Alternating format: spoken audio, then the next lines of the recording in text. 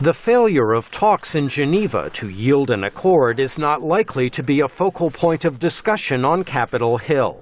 Rather, it is the fact that, for a time, those talks seem to be generating some glimmers of hope for an eventual negotiated settlement over Iran's long-disputed nuclear program. U.S. lawmakers of both political parties have voted repeatedly to tighten sanctions against Tehran and show little appetite to reverse course. Just a few weeks ago, Republican Senator Marco Rubio had this to say about Iran's negotiating posture. This plan they have is clear as day.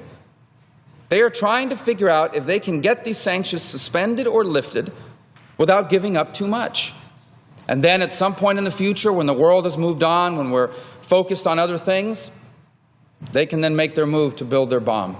Sanctions on Iran should not be lifted or suspended until they agree to completely abandon any capability for enrichment or reprocessing.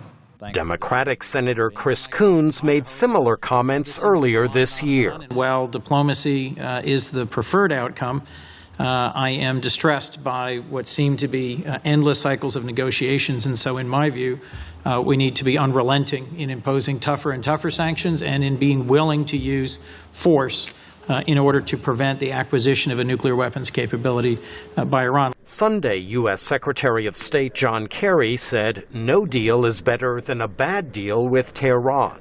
Meanwhile, Iranian President Hassan Rouhani said international sanctions will fail and Iran has the right to enrich uranium. On domestic matters, U.S. lawmakers will continue work on a bipartisan budget deal. Without an agreement, the United States risks another partial government shutdown in January. Also this week, the United States honors its military veterans. President Obama will mark the Veterans Day holiday Monday with a visit to Arlington National Cemetery. Michael Bowman, VOA News, Washington.